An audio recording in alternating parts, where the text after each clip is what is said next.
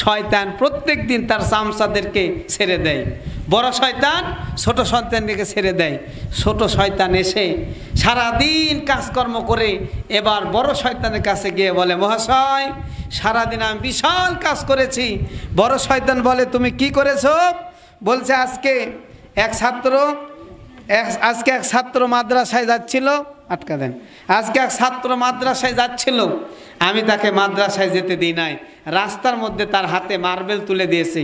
Marble ছিলেন, এটা আপাতত বন্ধ থাক, ওই ফ্যান আসতেছে, সমস্যা নাই, থাক একটু বন্ধ থাক।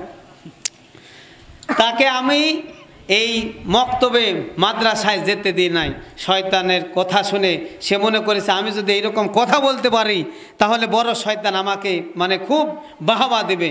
বড় শয়তান বলতেছে, তুমি কিছুই করো নাই, তুমি কিছুই করো নাই। ও তাই নাকি?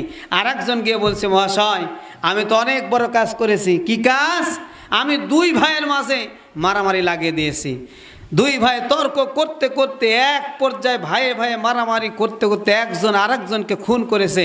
এরকম ঘটনা আমাদের সমাজে আছে না নাই? জোরে বলেন, আছে না নাই?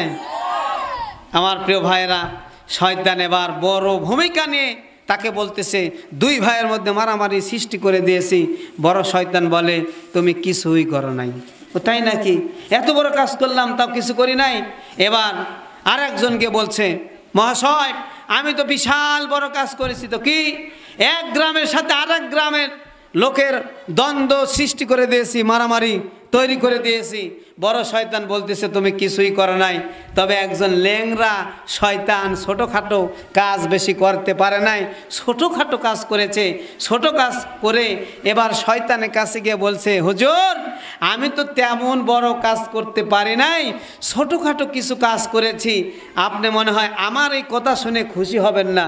এবার বড় শয়তান বলে, তুই আগে বল দেখি তুই কি বড় কাজ ছোট কাজ করেছিস, সেটা আগে শুনি। এবার সে বলছে, আমি আসলে বেশি বড় কাজ করতে পারি নাই।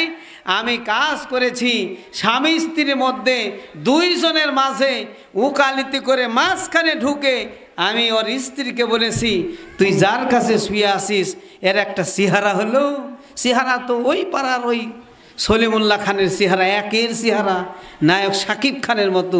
তুমি যার কাছে ঘুমাও এর তো কোনো চেহারাই নাই।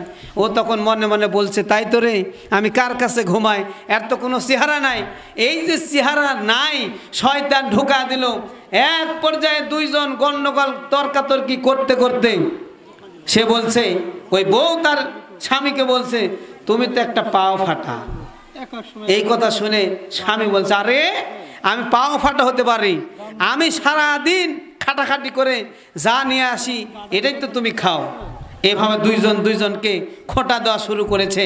খোঁটা দিতে দিতে এক পর্যায়ে একজন আর একজনের সাথে গন্ডগোল করতে করতে স্বামী তার স্ত্রীকে বলছে, তুই তালাক, তোর মা তালাক, তোর বাপ তালাক, তোর 14 গোষ্ঠী তালাক।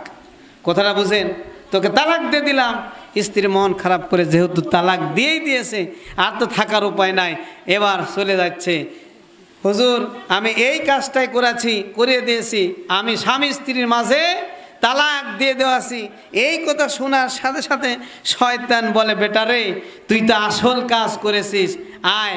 এবার শয়তান ওকে নিয়ে যে সমুদ্রের মাঝখানে বসে তাকে রাজ সিংহাসনে বসানোর পরে তাকে একেবারে তার সাথে মোলাকাত করার বলে, তুই বাপের বেটার মতো কাজ করেছিস।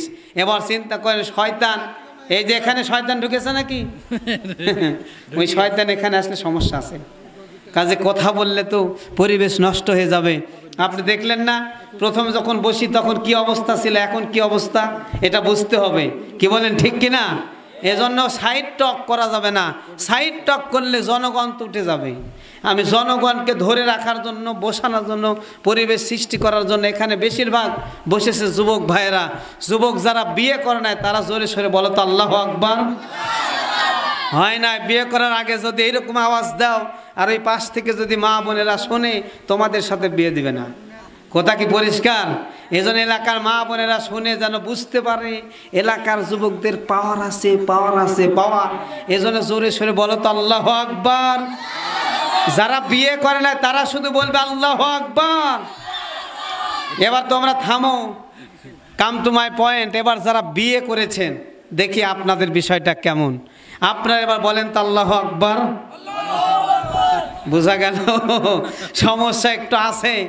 এবার বিবাহিত বনাম অবিবাহিত সবাই একসাথে একযোগে সবাই জোরে সোরে 3 বার তাকবীর দেব, যাতে করে আশপাশে শয়তান যে সাইড টক করতেছে এই শয়তানগুলি আর থাকতে না পারে।